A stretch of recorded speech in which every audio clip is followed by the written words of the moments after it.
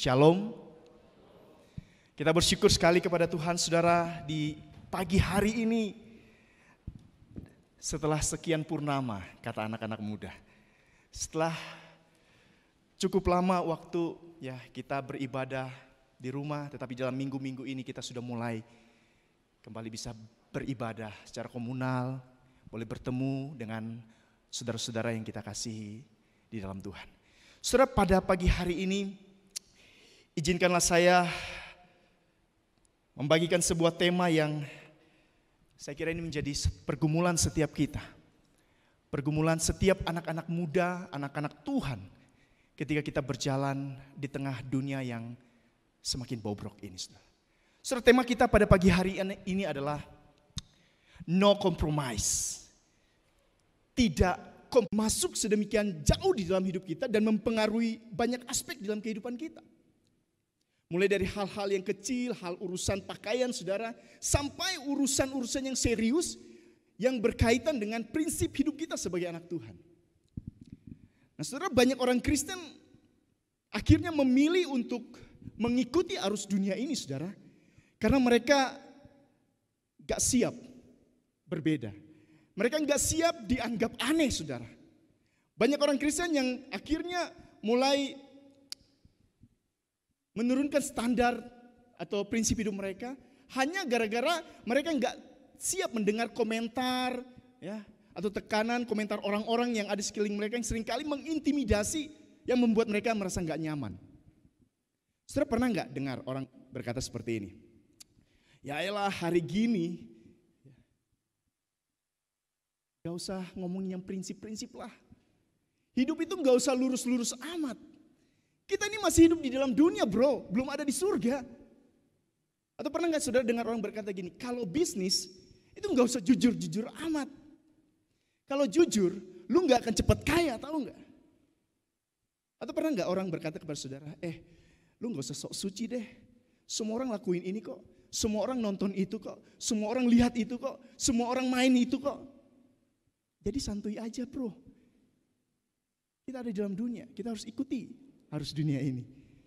Nah saudara yang terkasih, ternyata hidup di dalam dunia yang semakin bobrok ini, hidup berbeda di tengah-tengah dunia yang semakin bobrok ini, bukan saja gak nyaman, karena kita seringkali mendengar komentar-komentar orang kepada kita, tetapi juga seringkali tidak mudah saudara. Kenapa tidak mudah saudara? Karena ketika kita berbeda dengan orang lain, ada risiko-risiko yang akan kita hadapi. Misalnya saudara, kita gak disukai atasan, gak disukai teman, dikeluarkan dari grup, diputusin pacar, aduh ngeri banget ya. Diputusin pacar, atau mungkin kehilangan pekerjaan, atau mungkin kehilangan kesempatan untuk dapat cuan gede saudara. Wah gak mudah kan? Gila aja daripada gue kehilangan semua itu, mendingan gue ikutin aja deh. Nah saudara-saudara yang terkasih, banyak orang Kristen gak kuat ngadapin resiko ini. Banyak orang Kristen yang gak siap ditolak dunia, sehingga pada akhirnya mereka mulai menurunkan prinsip hidup mereka, mulai mengkompromikan prinsip hidup mereka, mulai mengkompromikan iman mereka saudara. Nah saudara, kompromi yang saya maksud di sini adalah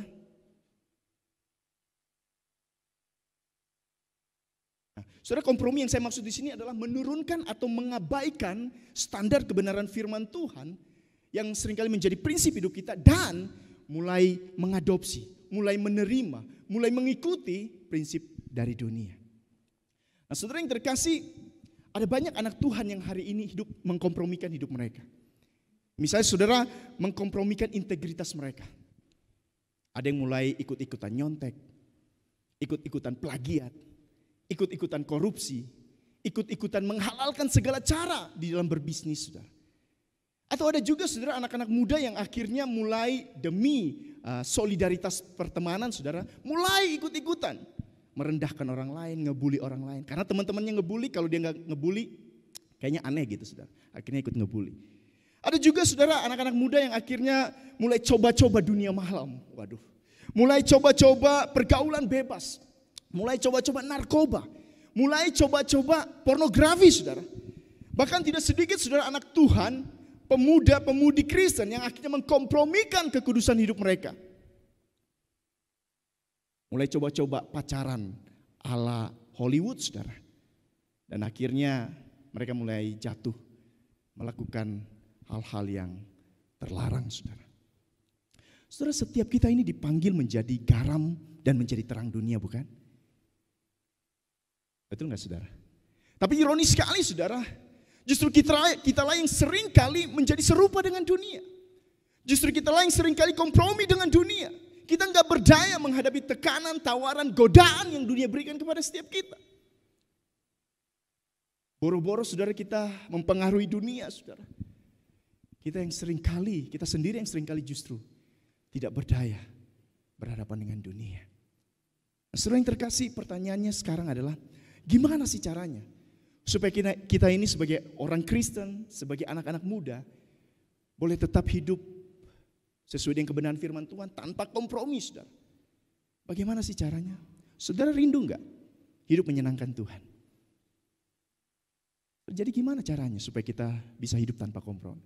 Saudara, berkaca dari Daniel pasal 1 ini, saya kira ada dua hal, saudara, yang bisa kita lihat, yang bisa menolong kita supaya kita bisa hidup tanpa kompromi dengan dunia ini, hidup tanpa kompromi dengan dosa, saudara.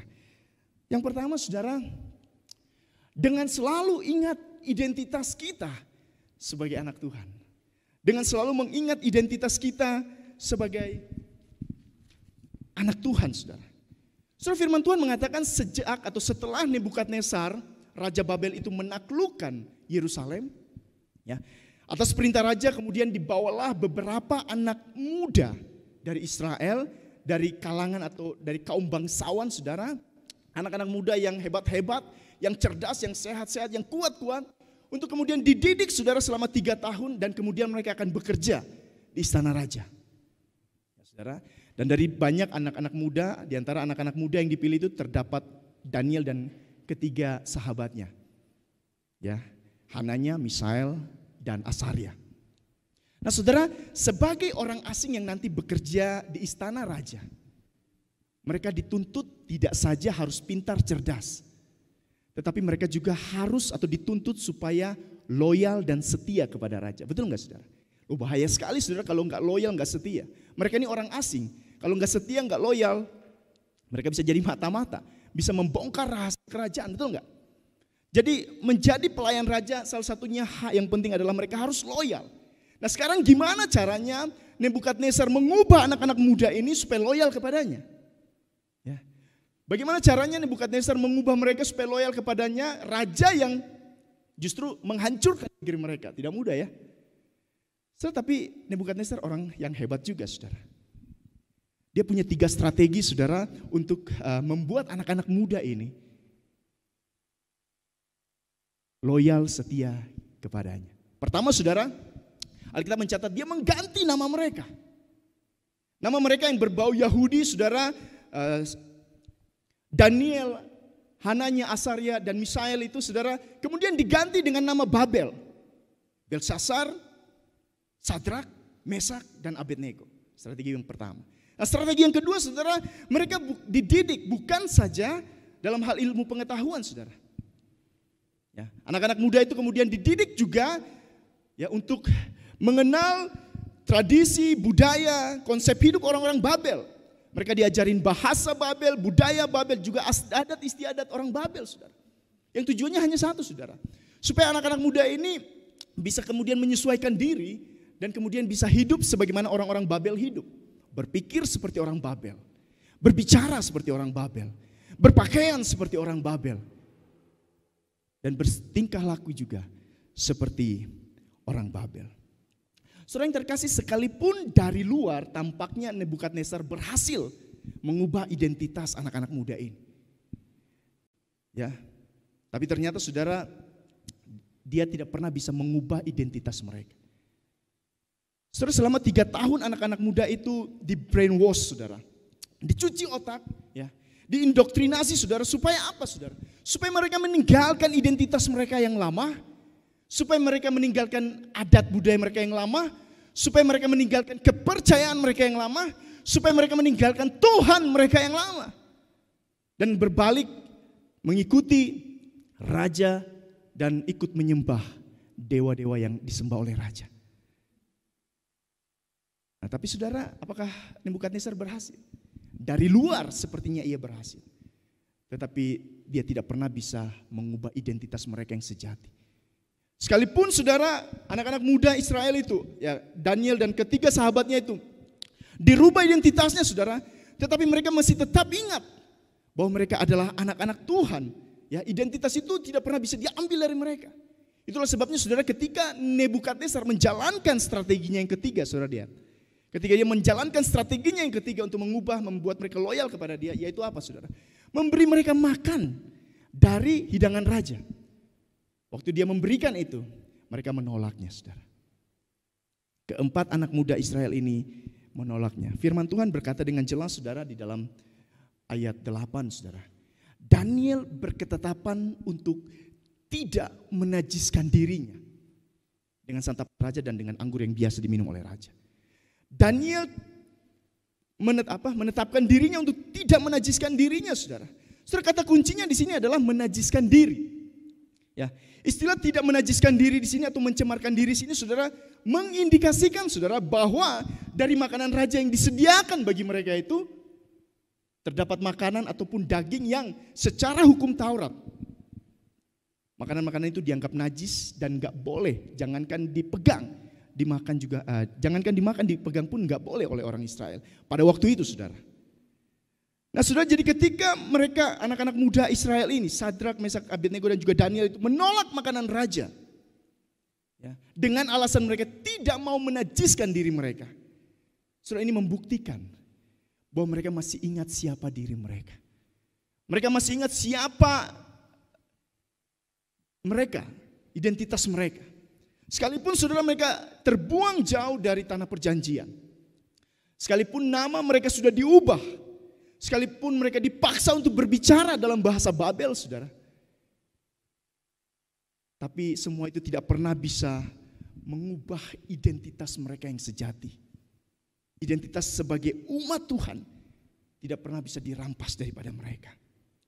Mereka tetap sadar bahwa mereka adalah anak-anak Tuhan. Saudara, di sini kita melihat satu kebenaran, saudara, bahwa kesadaran akan identitas akan melahirkan kesadaran untuk tidak kompromi dengan dunia. Sekali lagi, saudara, kesadaran akan identitas akan melahirkan kesadaran untuk tidak kompromi dengan dunia. Saudara yang terkasih, inilah yang harus kita lakukan, inilah yang harus kita juga sadari sebagai anak-anak Tuhan. Ketika kita sadar siapa diri kita, ketika kita ingat identitas kita sebagai umat Tuhan, dan bagaimana kita telah ditebus dengan harga yang begitu mahal, saudara, oleh pengorbanan Kristus di atas kayu salib, saudara. Oh saudara, seharusnya ini menjadi dasar yang kuat. Ini menjadi benteng yang teguh bagi setiap kita untuk tetap berdiri teguh di hadapan Tuhan. Tidak peduli saudara, sekalipun begitu banyak godaan, begitu banyak tantangan, begitu banyak tawaran yang dunia berikan kepada saudara dan saya. Tetapi ketika kita ingat siapa diri kita, dan bagaimana Tuhan menjadikan kita sebagai anaknya, saudara, kita akan berdiri dengan teguh. Kita akan berkata tidak untuk kompromi dengan dunia. Karena apa saudara? Karena kita sadar bukan? Bahwa Allah menebus kita untuk serupa dengan Dia, bukan untuk serupa dengan dunia. Allah menebus kita untuk hidup menyenangkannya, bukan untuk hidup memuaskan diri kita, menikmati kesenangan-kesenangan yang ditawarkan oleh dunia dengan cara kompromi. Saudara yang terkasih, sekali lagi, kesadaran akan identitas menjadi rahasia penting bagi setiap kita untuk tetap bertahan di tengah-tengah dunia yang semakin bobrok. Kesadaran akan identitas membuat kita akan sadar juga untuk tidak kompromi dengan dosa. Itu hal yang pertama saudara. Rahasia yang kedua saudara, yang bisa kita pelajari dari bagian ini adalah dengan menetapkan hati kita untuk lebih tunduk dan untuk lebih percaya kepada Tuhan. Menetapkan hati untuk tunduk dan percaya kepada Tuhan. Nah saudara yang terkasih, makanan raja itu ditolak bukan saja karena mengindikasikan ada makanan-makanan tertentu yang menurut hukum Taurat itu najis. Bukan hanya itu saudara. Makanan-makanan itu ditolak oleh keempat anak muda itu Karena di dalam konteks budaya pada waktu itu saudara, siapapun yang menerima, siapapun yang mengambil hidangan dari raja itu saudara, maka dia harus menunjukkan kesetiaannya baik kepada raja maupun kepada dewa sembahan raja. Kenapa saudara? Karena makanan itu sebelum disajikan sudah dipersembahkan dulu kepada para dewa. Jadi saudara, jika Daniel dan teman-temannya itu mengambil makanan itu, menikmati makanan yang raja berikan, itu berarti secara sadar mereka berkomitmen untuk lebih taat kepada raja. Mereka sadar berkomitmen untuk lebih tunduk dan setia kepada raja dan kepada dewa Babel sembahan raja saudara. Tetapi bukan itu yang dilakukan oleh keempat pemuda itu saudara. Alkitab mengatakan dengan jelas, Daniel berketetapan untuk tidak menajiskan dirinya. Saudara, Daniel berketetapan. Artinya dia menetapkan hatinya saudara. Bukan saja hanya ngomong di mulut, ya, bukan hanya ngomong janji-janji di mulut, tidak. Menetapkan hati di sini berarti dia sungguh-sungguh berkomitmen di dalam hatinya untuk tunduk, untuk patuh kepada Tuhan apapun resiko yang akan dia hadapi. Saudara, menolak santapan raja itu berarti menolak setia kepada raja. Ya, menolak santapan raja itu berarti menolak setia kepada raja. Akibatnya apa saudara? Akibatnya mereka bisa saja kehilangan kesempatan untuk bekerja di istana raja, bukan? Dan kalau kesempatan ini hilang saudara, mereka juga kehilangan kesempatan untuk hidup enak saudara. Hidup terjamin, masa depan mereka pasti cerah kalau bekerja pada raja saudara. Bukan hanya itu saudara, ketika mereka menolak hidangan raja, itu berarti mereka juga membawa leher mereka untuk siap-siap dipancung. Mereka harus merelakan nyawa mereka. Itu resiko yang paling fatal saudara. Nah saudara, apakah mereka nggak tahu resiko-resiko ini? Apakah anak-anak muda itu nggak tahu resiko yang akan mereka hadapi ketika mereka menolak hidangan raja, menolak untuk setia kepada raja? So, saya yakin sekali mereka tahu saudara. Mereka tahu resiko-resiko itu. Namun mereka tetap, Alkitab bilang, mereka tetap menetapkan hati mereka untuk tunduk, patuh kepada Allah, lebih taat kepada Allah, lebih mengasihi Allah, lebih setia kepada Allah daripada kepada raja dan kepada dewa-dewa sembahan raja Babel itu. Kenapa bisa begitu saudara? Kenapa mereka bisa tetap menetapkan hati sedemikian kerasnya untuk tetap tunduk, patuh kepada Allah sekalipun banyak hal risiko yang bisa mereka hadapi? Jawabannya satu saudara. Karena mereka yakin dan percaya bukan raja yang akan melindungi mereka.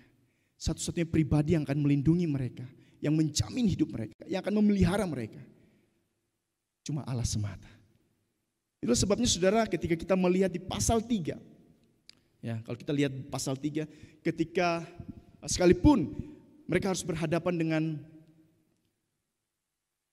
perapian yang menyala-nyala, Alkitab menyaksikan bahwa Sadrak, Mesak, dan Abednego tetap setia untuk memilih Tuhan daripada mereka menyembah patung emas buatan Nebukadnezar. Bahkan kalau kita lihat juga di pasal 6 saudara, sekalipun diancam untuk dimasukkan ke gua singa saudara, tetapi Daniel tetap bertahan. Dia tetap memilih setia kepada Allah, memilih setia untuk mengikut Allah dengan tetap berdoa kepada Allah. Kenapa saudara? Kenapa mereka begitu berkomitmen seperti itu? Karena mereka sungguh-sungguh percaya bahwa Allah lah yang akan menjamin, memelihara, dan menolong mereka.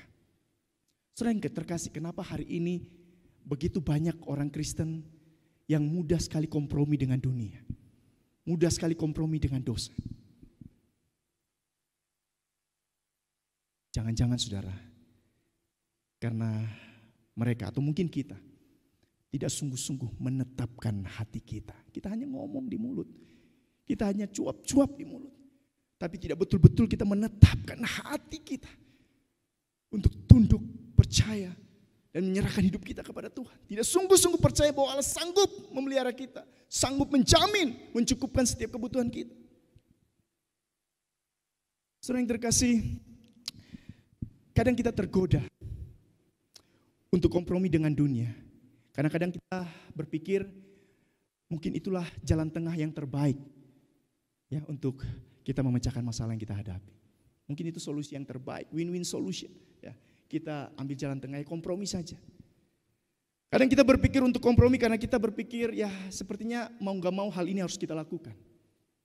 Untuk menghindarkan kita dari masalah yang lebih berat. Tapi hari ini saya mau katakan kepadamu saudaraku. Kompromi terhadap dosa justru akan membuat hidupmu semakin susah. Kompromi terhadap dosa justru akan membuat hidupku semakin susah. Oh saudara, berapa banyak anak muda Kristen yang hancur masa depannya hanya karena mereka kompromi terhadap dosa. Berapa banyak anak muda yang hidup di dalam penyesalan seumur hidupnya saudara, hanya karena dia kompromi dengan pergaulan bebas. Berapa banyak orang Kristen yang kemudian hancur usaha pekerjaannya hanya gara-gara dia kompromi dan mengikut cara-cara bisnis dunia ini.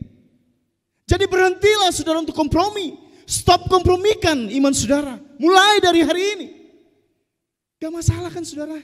Kalau gara-gara saudara mempertahankan identitas saudara, mempertahankan kekudusan hidup saudara, saudara ditinggalin pacar saudara. Gak masalah saudara. Justru melalui kejadian itu, Allah mau tunjukkan dia bukan orang yang terbaik. Dia bukan orang yang tepat bagi saudara. Jangan takut saudara. Allah pasti akan sediakan orang lain yang lebih baik. Yang lebih mengasihi, menyayangimu, bisa menerimamu apa adanya. Amin saudara. Gak masalah juga saudara. Kalau demi saudara mempertahankan identitas, jati diri, integritas, kejujuran saudara sebagai anak Tuhan. Bisnis pekerjaan saudara tidak melejit seperti orang lain. Gak apa-apa saudara. Tuhan yang akan memelihara hidupmu. Tuhan yang akan pelihara hidupmu. Dia tahu bagaimana dia akan mencukupkan kehidupanmu.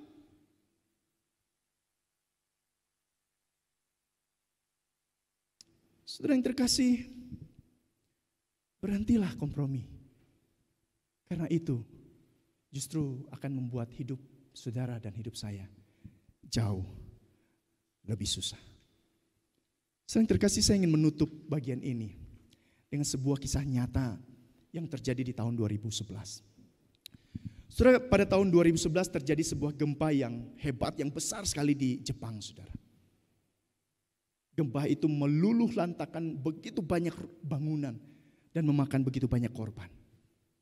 Saudara, ketika gempa itu selesai, ya, tim SAR kemudian dikirim untuk menyisir bangunan-bangunan yang runtuh itu, mencari siapa tahu masih ada orang yang selamat, saudara. Saudara, waktu mereka mulai melakukan pencarian itu, ternyata mereka menemukan seorang ibu di bawah timbunan puing-puing rumahnya, saudara. Puing-puing itu segera mereka angkat, tapi ternyata saudara, ibu itu sudah meninggal. Waktu dia meninggal dengan posisi yang tertunduk, seperti sedang melindungi sesuatu, saudara. Nah, saudara, waktu mayat ibu itu diangkat ternyata benar, saudara. Mereka menemukan seorang bayi dibungkus dengan selimut, dan ternyata bayi itu masih hidup.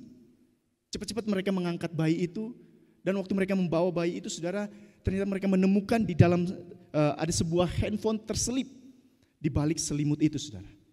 Handphone itu masih dalam kondisi hidup, saudara, dan di situ ada sebuah pesan. Ada sebuah pesan tertulis di handphone itu.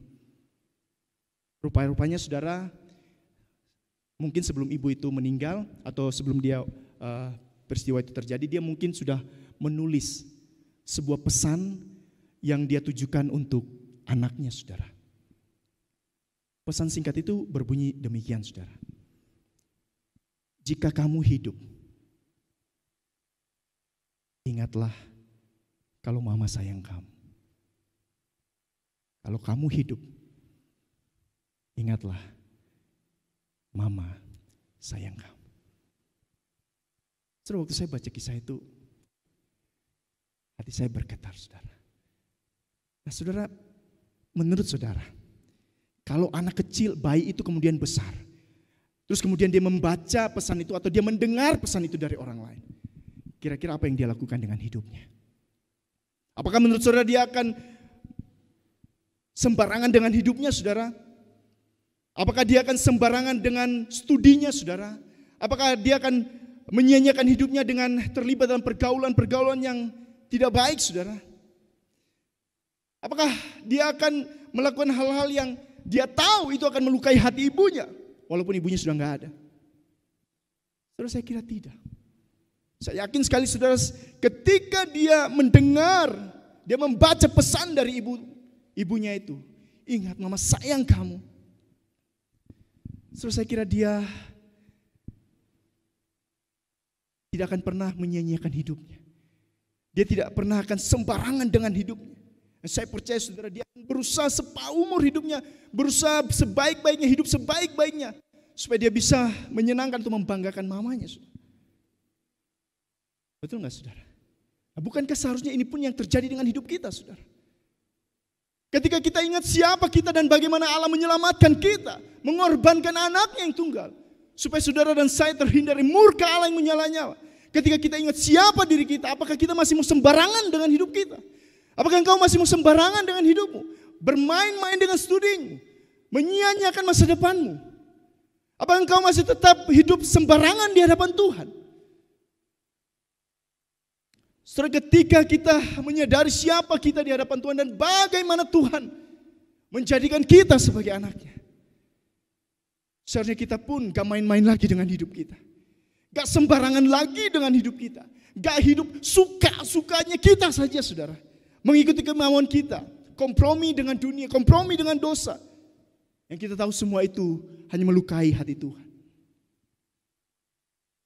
Saudara, ketika kita sadar siapa kita dan bagaimana Allah menolong kita, bagaimana Allah berkorban menyelamatkan kita, bukankah seharusnya kita membalas pengorbanan Tuhan itu dengan hidup menyenangkannya, dengan hidup tetap taat, setia, mengasihi Tuhan, dan tidak kompromi dengan dunia ini? Bagaimana dengan saudara? Apa yang akan saudara lakukan dengan hidup saudara? Saudara, saya mengajak kita untuk mengambil waktu sejenak. Mari kita pikirkan hal ini.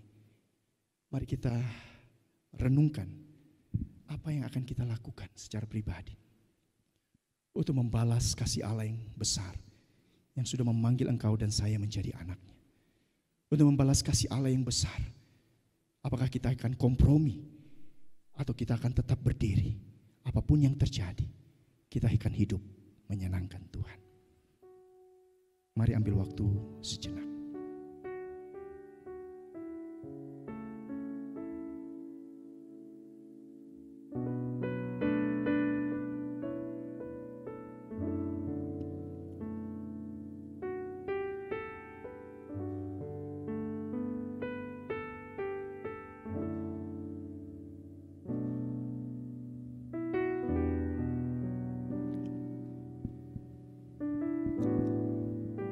Saudara yang terkasih, anak-anak muda yang ada di dalam ruangan ini maupun yang ada di rumah, orang-orang percaya yang hari ini mengikuti ibadah ini, siapapun dirimu, pagi ini melalui firman-Nya, Allah memanggil engkau dan saya untuk tetap berdiri di pihak Allah dan berkata tidak kepada dunia ini. Dari dulu, sekarang, selamanya, Allah tetap mencari orang-orang, anak-anak muda yang tetap mau setia kepadanya. Lebih baik engkau hidup menghadapi masalahmu itu bersama dengan Tuhan, apapun itu, daripada engkau mencoba menyingkirkan masalah-masalah itu dengan cara-cara dunia. Lebih baik engkau memilih untuk setia kepada Tuhan, apapun resikonya, daripada menikmati kesenangan sementara yang dunia ini tawarkan kepadamu. Lebih baik engkau berjalan bersama dengan Tuhan di dalam lembah kekelaman daripada berjalan tanpa Tuhan di dalam gemerlapnya dunia ini. Saudara yang terkasih, godaan dunia ini begitu besar. Tekanan dan tawaran dunia ini begitu menggiurkan kita. Tapi maukah pagi ini engkau berkata kepada Tuhan, Tuhan, aku mau berdiri di pihak Tuhan dan berkata tidak kepada dosa. Maukah pagi ini engkau berkata, menetapkan hatimu di hadapan Tuhan. Tuhan, apapun yang akan terjadi, hatiku tidak pernah akan bergeser daripada menempatkan Engkau sebagai yang utama di dalam hidupku. Maukah pagi ini Engkau berkata, Tuhan, andaikan aku harus memilih, aku akan tetap memilih untuk hidup menyenangkan-Mu apapun yang terjadi. Dan untuk semua yang sudah Tuhan lakukan di dalam hidupmu dan hidupku, maukah Engkau berkata, Tuhan, aku tetap akan memilih setia, taat, tunduk, percaya, mengasihi-Mu lebih daripada apapun yang ada di dalam dunia ini. Bantu aku Tuhan, berikan aku kekuatan untuk tidak kompromi dengan dosa dan dengan dunia ini, supaya aku tidak terus-menerus hidup menyakiti hati Tuhan. Maukah Engkau berkata, Tuhan, aku menetapkan hati-Mu, dan Engkau bisa melihat itu. Aku tetapkan hatiku untuk lebih serius lagi ikut Tuhan, untuk lebih serius lagi mengasihi Tuhan, untuk lebih serius lagi tunduk dan patuh kepada Tuhan. Aku menetapkan hatiku untuk tidak kompromi dengan dosa. Aku menetapkan hatiku untuk memilih Engkau, ya Tuhan. Naikkan doamu secara pribadi di hadapan Tuhan. Tuhan menunggu komitmen darimu.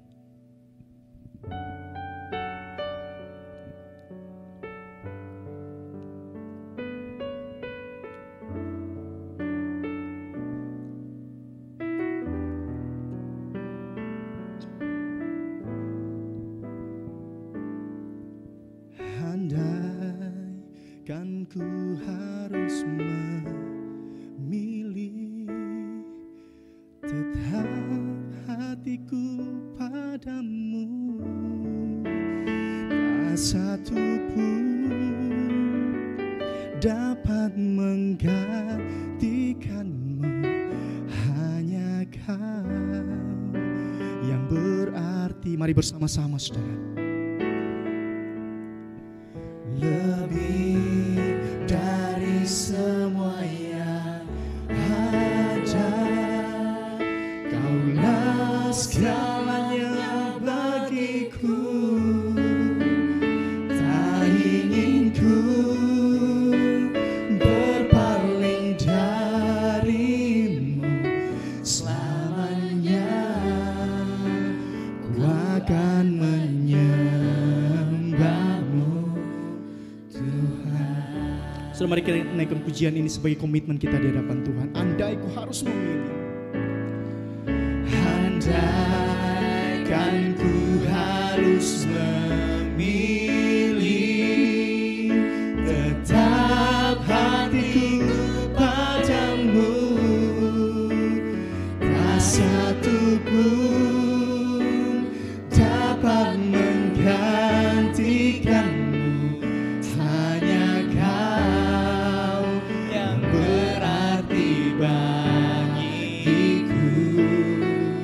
Lebih dari semua yang ada, Kaulah segalanya bagiku. Tak ingin ku berpaling darimu selamanya. Ku akan menyembahmu, tak ingin ku berpaling darimu selamanya. Ku akan menyembahmu, Tuhan. Tuhan, biarlah ini menjadi komitmen dan doa setiap kami. Kami adalah anak-anak muda, kami adalah orang-orang Kristen, orang-orang percaya yang sudah Engkau tebus dengan darah-Mu yang begitu mahal. Betapa berartinya pengorbanan-Mu itu bagi setiap kami, Tuhan. Dan tidak sepatutnya kami menggantikan pengorbanan-Mu yang besar itu dengan hidup mengikuti keinginan-keinginan kami, dengan hidup mengikuti dunia ini, dengan kompromi terhadap dosa, dan itu semua tentu saja menyakiti hati Tuhan. Tapi kami juga sadar Tuhan, seringkali kami tidak percaya. Tawaran dunia ini begitu besar, godaan itu begitu besar, mengganggu, menghantui kami, mengintimidasi kami. Kami butuh pertolongan daripada Tuhan. Kami butuh Engkau menguatkan kami Tuhan. Kami butuh Engkau berjalan bersama dengan kami, menuntun kami dari hari ke hari, dari perhentian yang satu ke tempat perhentian yang lain. Sehingga di sepanjang kehidupan kami, Engkau boleh mendapati kami sebagai anak-anak-Mu yang taat dan setia. Tuhan, inilah doa kami. Kiranya komitmen ini bukan satu hal yang kami ucapkan dari mulut kami saja, tetapi satu komitmen yang kami naikkan dari hati yang sudah kami tetapkan untuk ikut Tuhan, untuk mengasihi Tuhan, dan untuk takut kepada Tuhan. Terima kasih Tuhan. Terima kasih untuk kebenaran firman. Di dalam nama Tuhan kami Yesus Kristus, kami berdoa. Amin. Tuhan Yesus memberkati saudara.